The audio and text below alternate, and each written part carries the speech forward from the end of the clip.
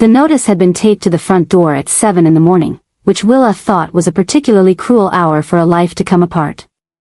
She had seen it before she'd even had her coffee, before she'd woken her daughter, before she'd had the chance to put on the small armor of routine that made most days bearable. It was printed on pale yellow paper, the kind of institutional color that was designed, she had always believed, to soften bad news by making it look almost cheerful. Notice of foreclosure proceedings. The bank's letterhead was clean and formal at the top, and beneath it, a sequence of dates and reference numbers that translated, in plain human language, to, "You have 30 days." Willa stood in the doorway in her robe, the October air pulling at the hem of it, and read the notice 3 times. Not because she didn't understand it, but because she kept waiting for her brain to produce some solution she hadn't yet considered. Some door she hadn't tried. Some call she hadn't made. There wasn't one. She had been making those calls for 8 months. Her name was Willa Okafor, and she was 34 years old, and she had bought this house, a small craftsman bungalow in a quiet part of the city, with a porch wide enough for 2 chairs and a garden her mother had helped her plant, with her ex-husband 6 years ago. When the marriage ended, she had fought to keep it. Not because she was stubborn, though she was, but because the house was the only stable thing she could offer her daughter, Maya, who was 8 and already carried more awareness of instability than any child should. The mortgage had seemed manageable when she was working full-time at the hospital. When she lost that position, a restructuring, the administrator had called it, as though dismantling a person's livelihood was a matter of architecture, she had calculated that she had enough in savings to carry them for 6 months while she found something else. She had found something else. Several something elses.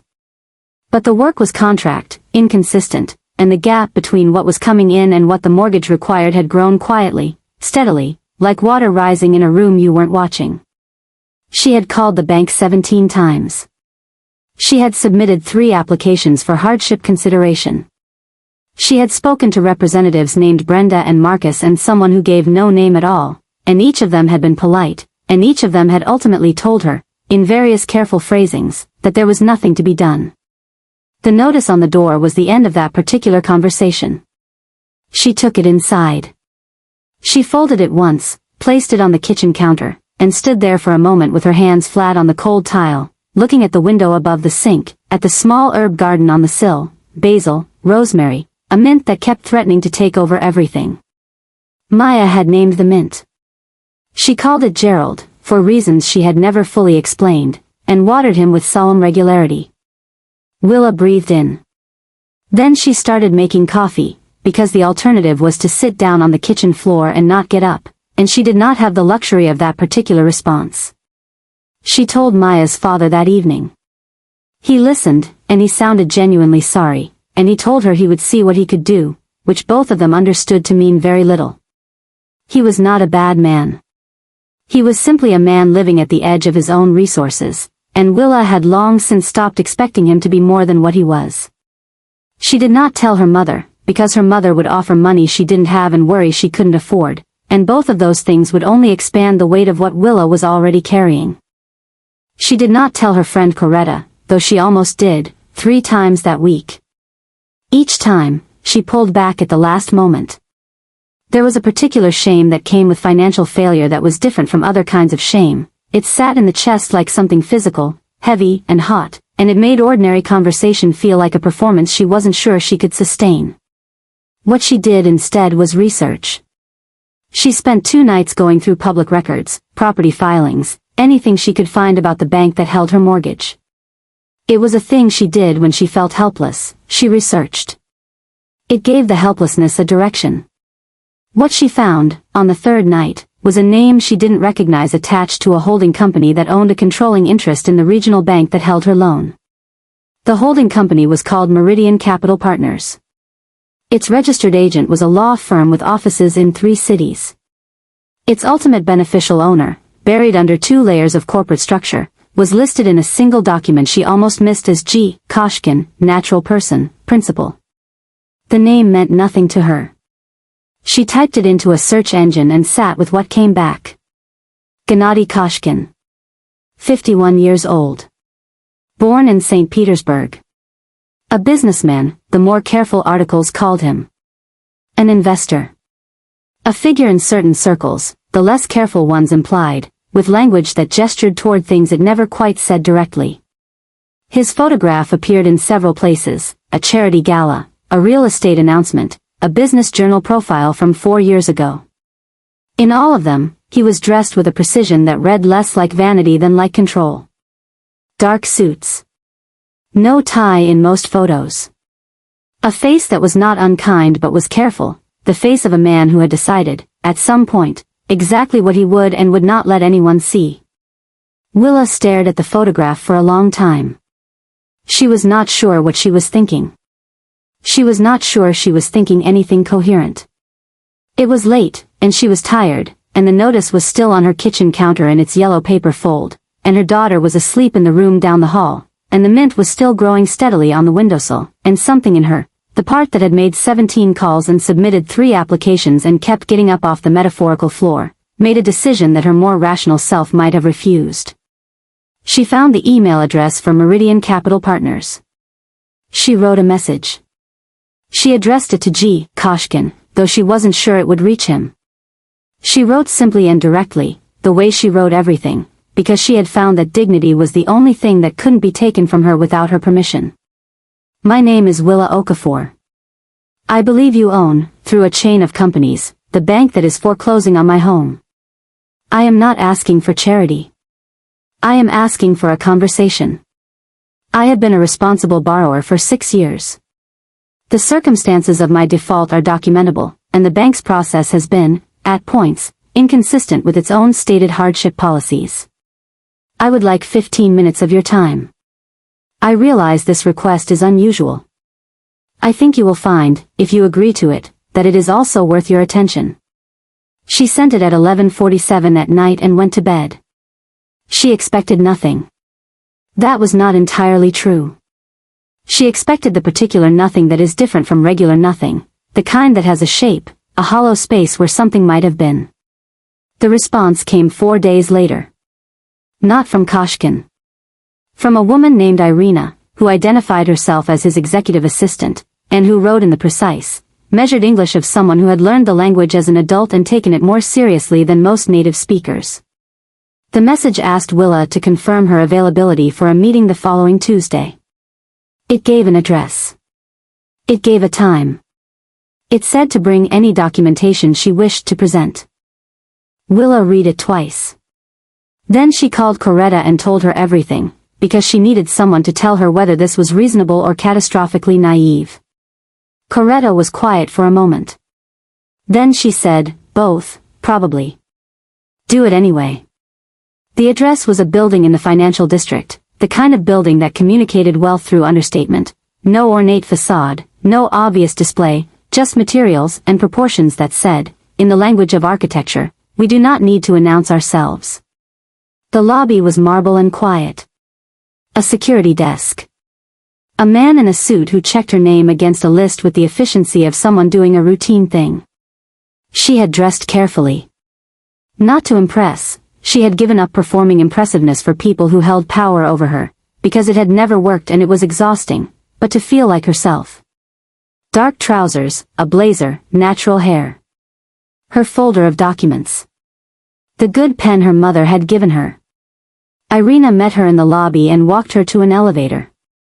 Irina was perhaps 45, with the manner of a person who managed complicated situations for a living and had made her peace with that fact. She was professional and not unkind, and she told Willa that Mr. Koshkin appreciated her time, and that the meeting would be in the private conference room on the 14th floor. What Irina did not tell her, what Willa would understand only later, was that Gennady Koshkin had not initially planned to attend the meeting himself. He had read her email, forwarded it to a senior associate with a note that said simply handle this, and had moved on to other things. Then, the night before the scheduled meeting, he had gone back and read the email again. He read it a third time. He told Irina that he would take the meeting himself, and gave no explanation. He was in the conference room when Willa entered. Standing at the window, looking out at the city, and he turned when she came in with the particular economy of movement of a man who did not waste gestures. He was taller in person than she had expected, though she was not sure why she had expected otherwise. The face was the same as the photographs but also different. Photographs, she had always believed, captured the surface of a face but missed its weather, the quality of light or tension that gave it meaning in motion. He looked at her with an attention that was not aggressive but was also not casual. It was the look of a man deciding something, and she met it steadily because she had decided, on the elevator up, that she would not be managed by whatever this room was. "Ms. Okafor," he said. His accent was there but controlled, Russian beneath the English, like something seen through glass. "Sit. Please." She sat. He sat across from her, and the table between them was polished wood and wide enough to mean something. She put her folder in front of her. She did not open it yet. "You wrote," he said, "that the bank's process was inconsistent with its own hardship policies." "Yes." "Explain that." She had not expected him to begin there.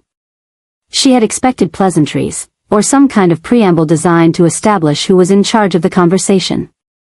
But he skipped all of it and went directly to the thing she had said, which was the thing that mattered, and that surprised her enough that she almost lost her footing. Almost.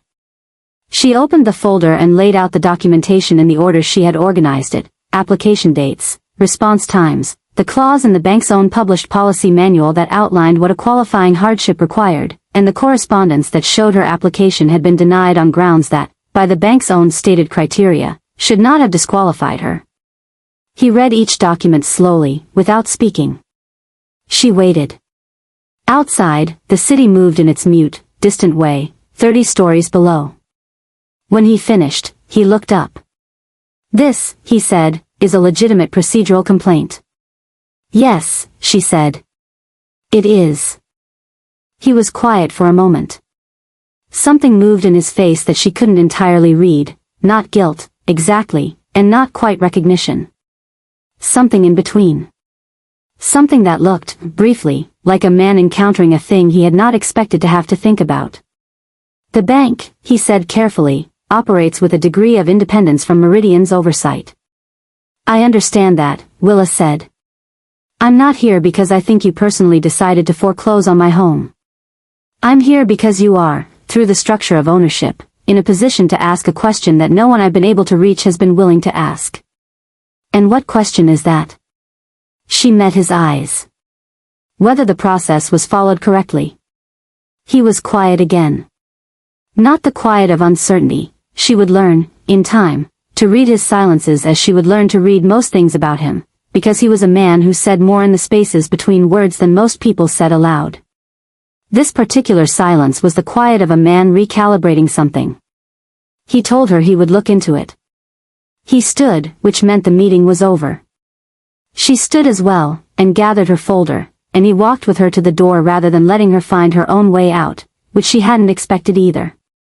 At the door, he said, "You came here alone." It wasn't quite a question. She looked at him. "Yes. Most people in your situation bring someone. A lawyer. A friend." "I didn't see the point," she said. "The conversation I needed to have was with you." Something shifted in his expression, brief, almost invisible. "How did you find my name?" "Public records," she said. Carefully. He nodded. She left. In the elevator, she let herself breathe. The investigation, if it could be called that, which was a word she wouldn't use until later, took 11 days. She learned this afterward, in pieces, over the course of the weeks that followed. During those 11 days, she heard nothing, and she moved through her life with the practiced steadiness of someone who has learned not to spend hope before it's warranted. On the 12th day, Irina called.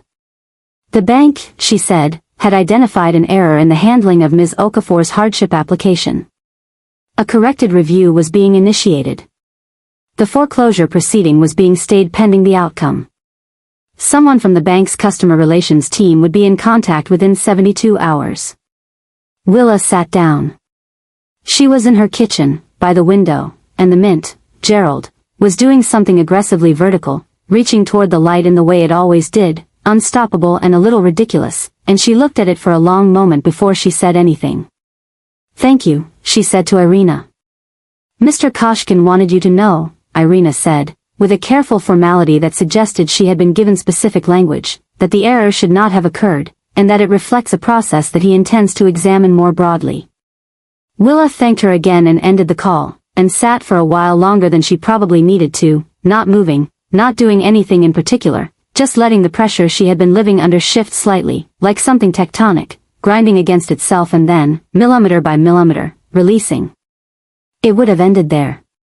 That was the thing she thought about later, the fact that it would have been entirely reasonable, entirely clean, to let it end there. A wrong addressed. A crisis delayed, if not resolved. Two people who would never encounter each other again. What prevented that particular outcome was something Willa would not, for a long time, allow herself to call fate. She was not a fatalistic person. She believed in causes and effects, in decisions and their consequences.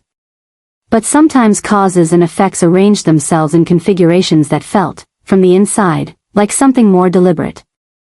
What happened was this: 3 weeks after the meeting, walking back to her car from a late evening appointment, she saw something she was not supposed to see. She did not know what it meant at the time. It was a brief encounter between two men in a parking structure, an exchange of words and a document, the quality of tension between them suggesting it was not a routine business transaction.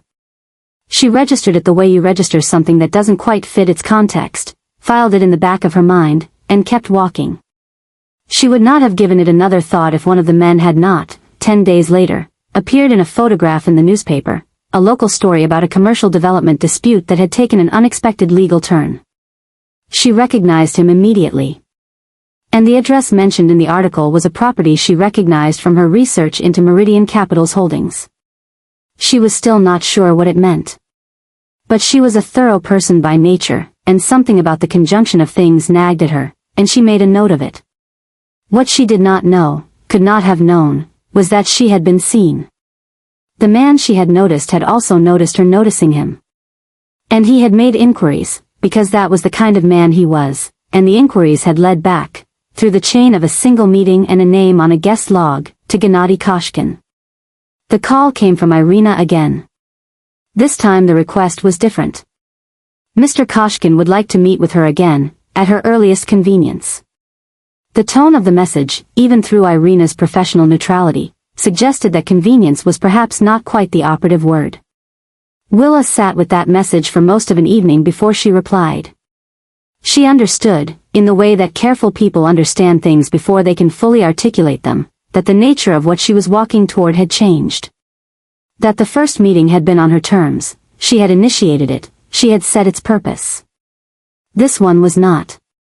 She went anyway. There was a version of herself that might have recognized the weight of what was gathering around this situation and stepped away from it with the self-protective wisdom of someone who knew better. But there was another version, the one that had stood in her doorway at 7 in the morning and read the yellow notice 3 times looking for the door she hadn't tried, and that version went. The meeting this time was not in the conference room. It was in a smaller room, more private, with 2 chairs arranged without the architecture of a table between them. Koshkin was there when she arrived, and this time he didn't stand at the window. He was seated, and he watched her come in with something in his expression that she hadn't seen in their first meeting, not the assessing look of a man deciding something, but something quieter and more complicated. He told her what he knew about what she had seen. Not everything, she understood that instinctively, that she was being given a partial picture in the shape of a complete one. But enough. Enough to understand that what she had witnessed was the edge of something much larger than a development dispute. And that her having seen it placed her, involuntarily, in a position of potential risk. She absorbed this with the same steadiness she had brought to the first meeting. It was not that she wasn't afraid, the fear was there, quiet and cold, in the way that real fear often is, nothing like the loud, cinematic version. But she had found, over the years, that fear was most dangerous when you let it make decisions on your behalf. "What exactly," she said, "are you telling me I should do?" He was quiet for a moment. "I'm telling you," he said, "that I intend to ensure that nothing happens to you." "And why is that your concern?" Another silence. She had begun to understand his silences, had begun to read them the way you read the pause before a person says something true, the gap where they're deciding how much of the truth to give. Because, he said finally, what you saw happened in the proximity of something that is my concern. And because you came to me, 3 weeks ago, with a problem that was created by a failure in my own structure, and I did not refuse to address it. He met her eyes. I do not create obligations I am not prepared to honor. It was not, she recognized, a romantic declaration. It was not even, precisely, a personal one. It was the statement of a man who organized his life around a particular code, not a conventional one, not one she would have chosen, but a code nonetheless. A man who had decided, at some point, that there were things he would and would not do, and who kept that line with a consistency that was, in its own strange way, a form of integrity. She did not agree to whatever he was proposing. She did not disagree. She said she needed to think about it, and he accepted that without pressure, which surprised her again. In her car, afterward, she sat for a while. The city moved around her, ordinary and indifferent. She thought about Maya, asleep at her ex-husband's for the night. She thought about the house, still hers for now, the stay of the foreclosure not yet resolved into anything permanent.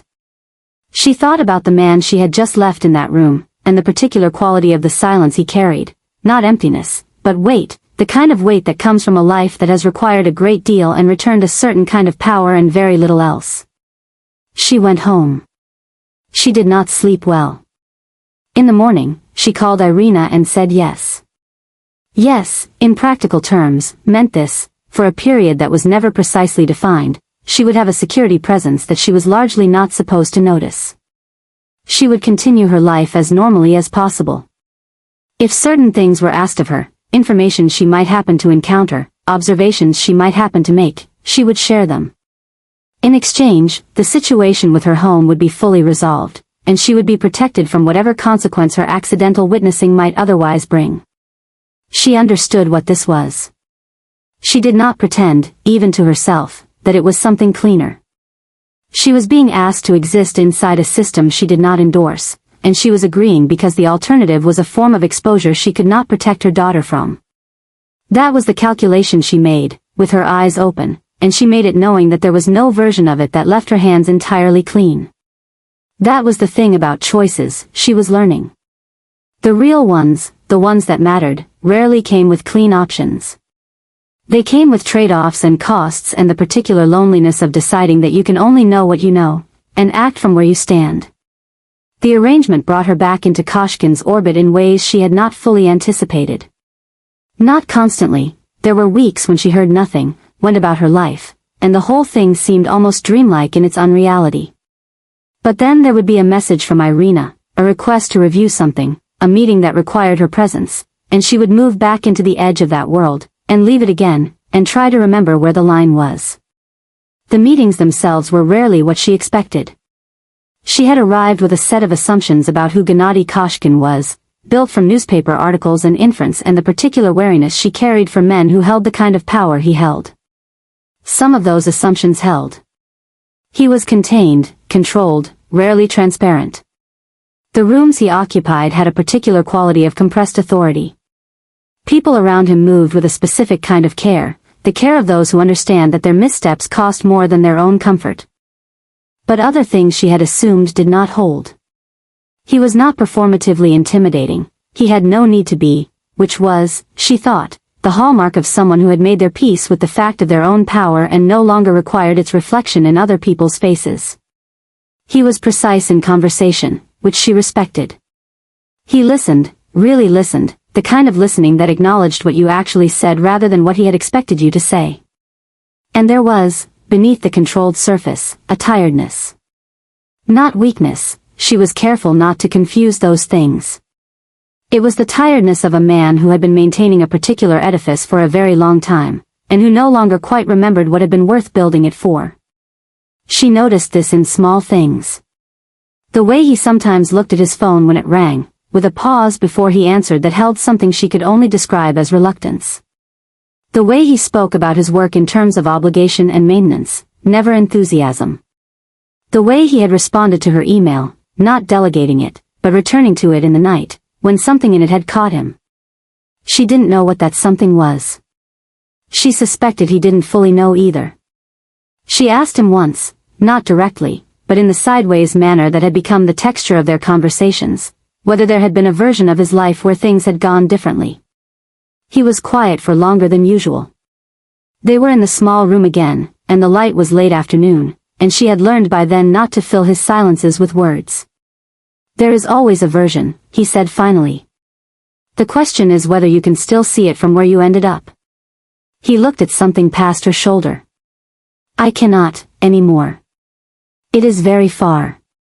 Does that bother you?" "It did," he said.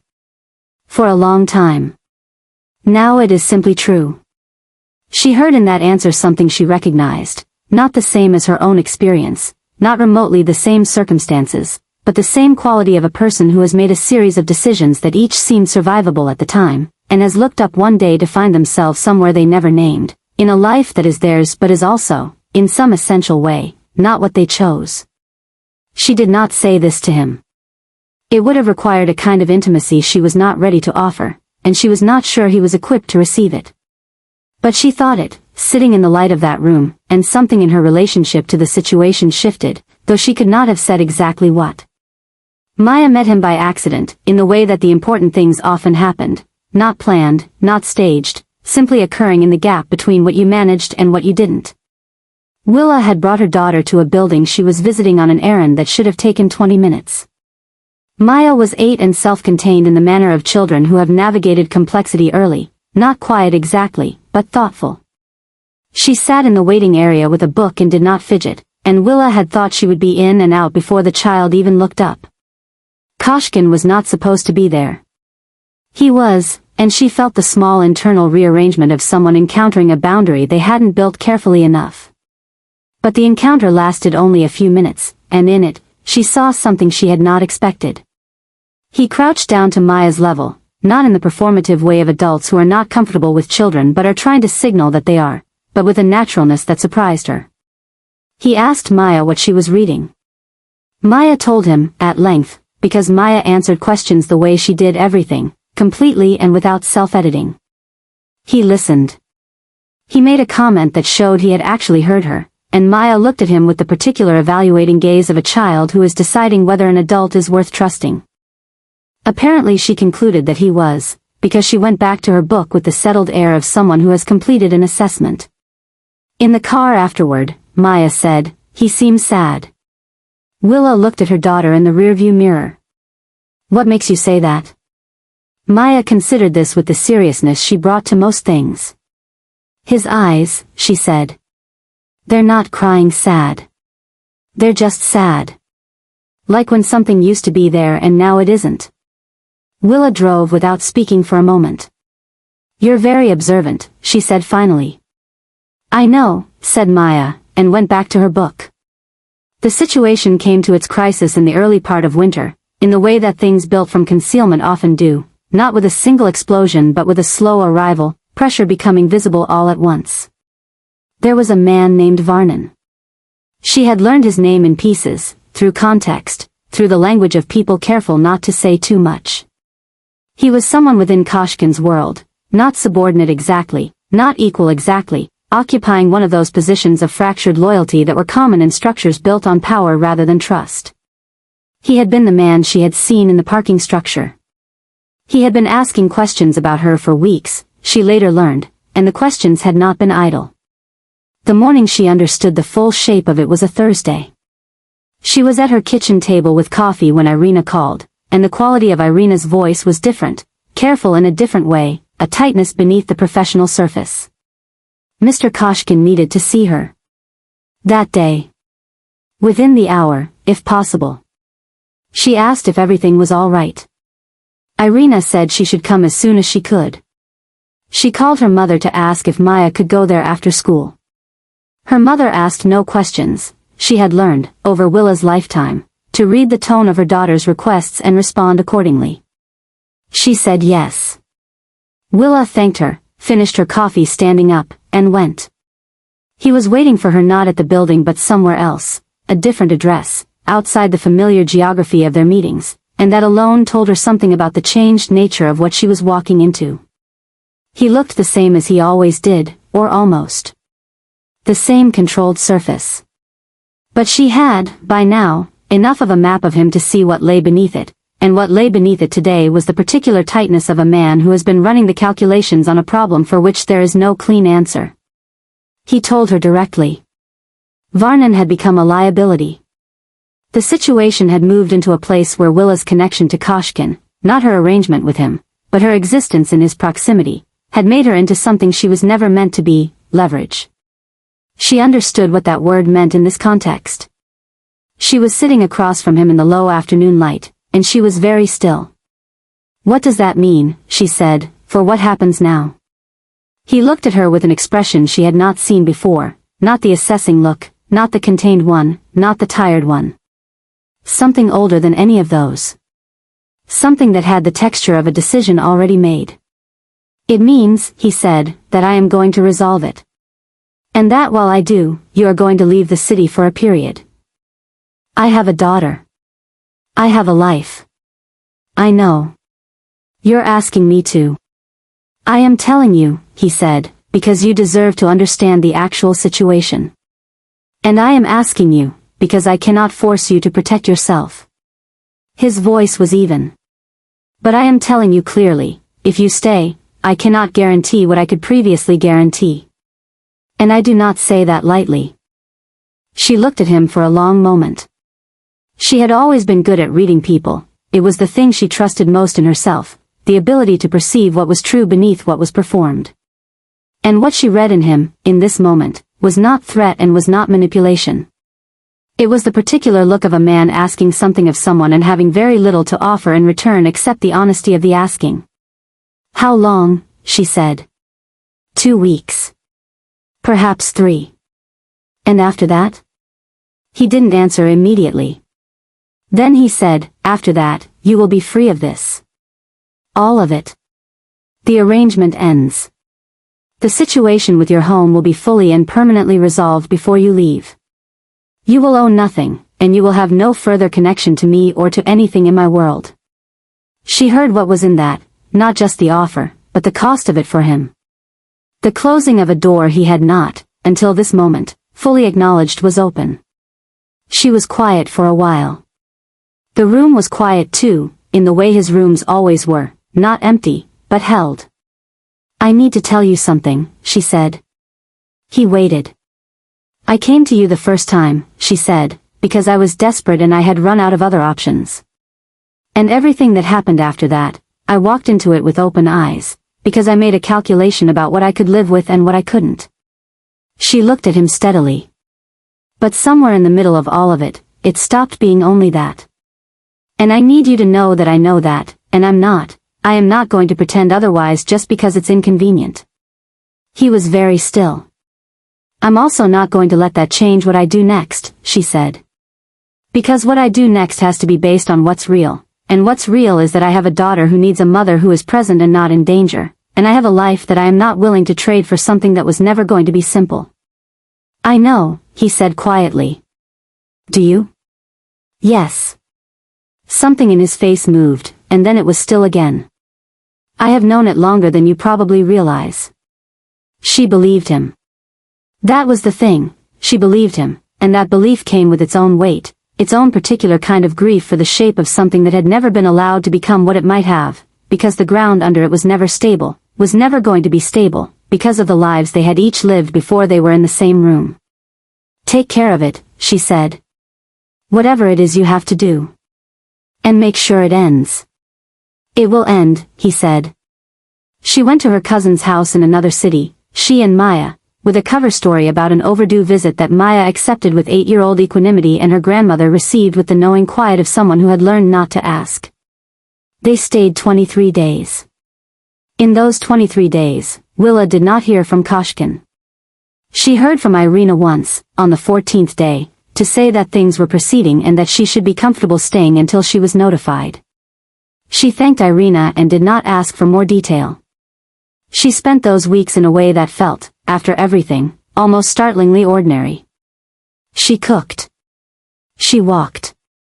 She read books she had been meaning to read for years, in the particular suspended freedom of a life temporarily unlived. She watched Maya move through the unfamiliar space of her cousin's house, adaptive, curious, resilient in the way of children who have learned that the world is larger than their routine and that this can be a good thing. She thought about Koshkin. Not obsessively, she was not built for obsession, but with the regularity of a return, the way you return to something you have not yet finished deciding about.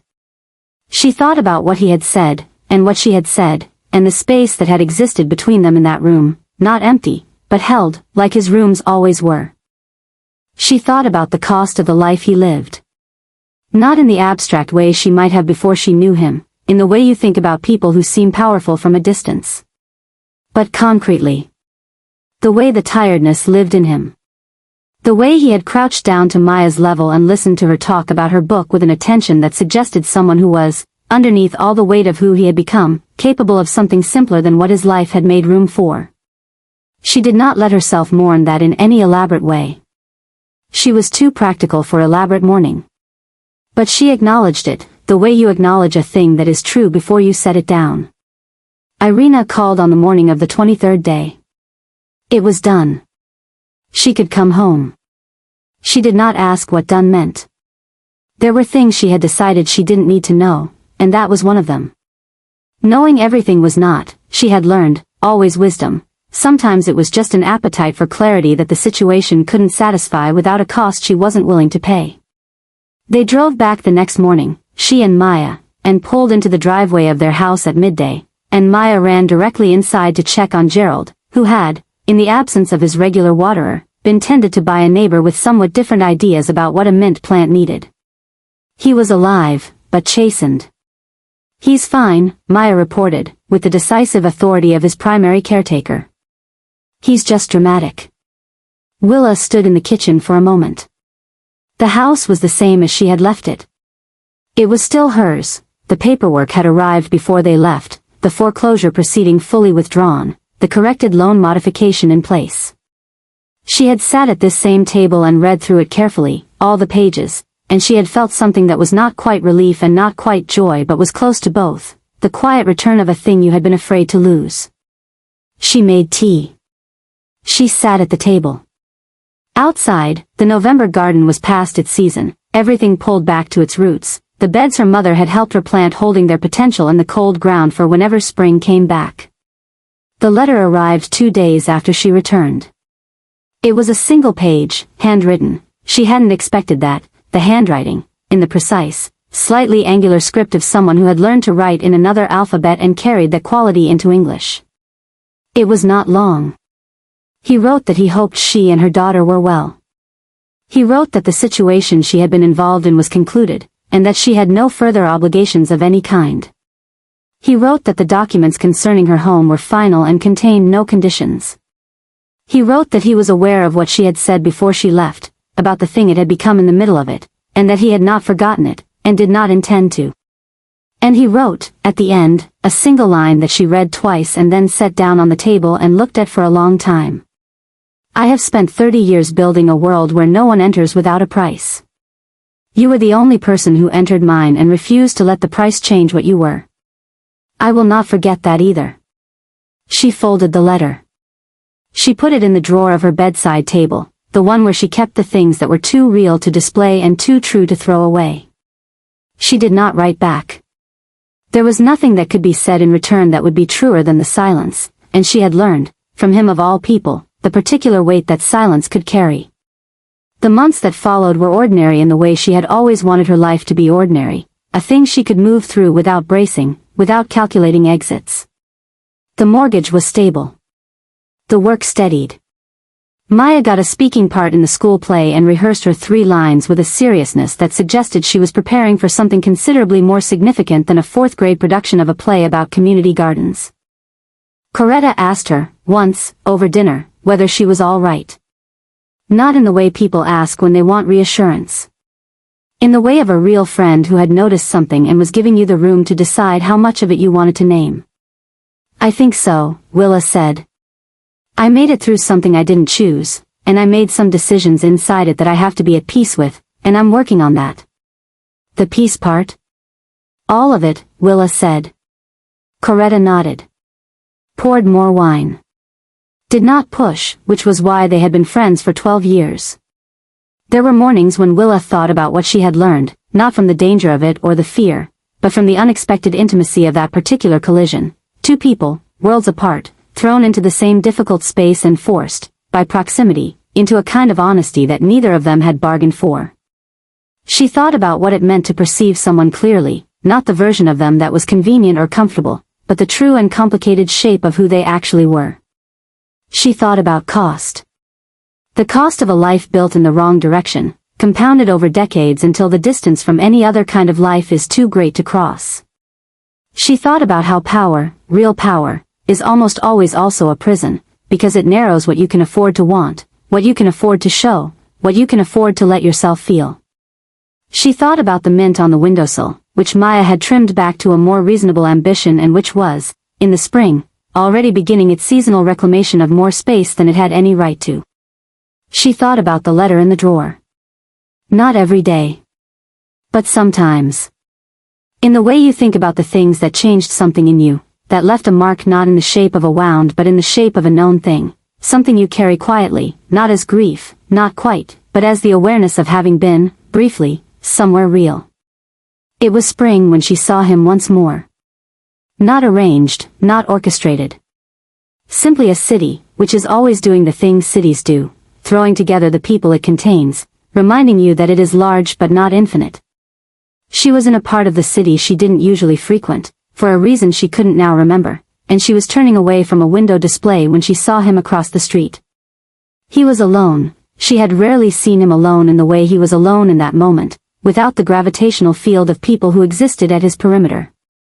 He was walking, and he looked, for once, like a man simply walking. No particular destination in his posture. No weight more obvious than the ordinary weight of being a person inside a day. He hadn't seen her. She could have moved. The street was wide. She could have turned, gone the other direction, let the city have its randomness without demanding anything of it. She didn't move. He looked up after a moment, with the instinct of someone who has spent a long time being aware of spaces around them, and he saw her. And the thing that happened in his face when he did, she would not describe it in the language of film or fairy tale, because it was not that, it was something quieter and more true. It was the face of a man encountering something he had believed was finished, and finding that finished is not always the same as gone. They stood there, across the street from each other, in the ordinary spring afternoon. A few seconds. Long enough to be a choice. She raised her hand. Not a wave, exactly. Something simpler than that. An acknowledgement. A recognition. He did the same. And then the light changed, and the street moved around them, and they both went on, him in his direction, her in hers, the city continuing its indifferent, human work between them. She walked to her car. She sat in it for a moment before she started the engine. The afternoon was warm and specific, the way spring afternoons sometimes are, as if the season is making a particular argument. She thought about what her daughter had said, his eyes are sad, like when something used to be there and now it isn't, and she thought about how 8-year-olds are sometimes the most accurate instruments we have. Then she started the car, and she drove home, to the house that was hers, to the kitchen where the mint was already asserting its unreasonable ambitions, to the life that was ordinary and difficult and real and entirely her own. She had not chosen how any of it started. But she had chosen, every day of it, who she would be inside it. That, she thought, driving through the green and ordinary city, was the only thing you ever really got to choose. And she had chosen well. Hi, my loves. If you're still here, if you listened all the way through, thank you. Really. I mean that in the way that I say things when I actually mean them, which is not with a lot of decoration. This story sat with me for a long time before I figured out how to tell it. I wanted to write something that lived inside a world that usually gets told as spectacle, all power and danger and dark glamour, but that found the actual human beings inside it. The ones who are tired. The ones who are afraid. The ones who made choices they can't undo and have to carry that. The ones who are just trying to keep their homes and raise their kids and get through the week. Willa is the character I needed to write. Not because she's perfect, she's not. She makes a decision in this story that is morally complicated, and she knows it, and she does it anyway, because she is a real person in a real situation, and real people don't always get clean options. What I love about her is that she never pretends otherwise. She doesn't lie to herself about what she's doing or why. That kind of honesty, that kind of clarity, even when clarity is uncomfortable, I think that's the most courageous thing a person can be. And Gennady. The sad-eyed man. I hope you felt what I was trying to do with him, not to excuse him, not to make what he is into something romantic, but to show you the cost of it. The real cost. The version of a life that got smaller every time he made a choice that kept him safe and powerful and alone. I think there's something deeply human in that, something worth sitting with, even when the person living it is someone whose world we wouldn't choose. I loved writing these two people circling each other. I loved the way they talked, sideways, careful, full of things neither of them quite said. I think that's how real intimacy often starts, actually. Not in declarations. In the quality of attention you pay each other. If you felt something today, if something in here moved you, or made you think, or made you want to call someone you've been meaning to call, I'd love to know. Tell me in the comments. Tell me what you felt about Willa's choice, or about the letter, or about that moment at the end on the street. Those moments are why I do this. You are the reason these stories get told. Thank you for being here.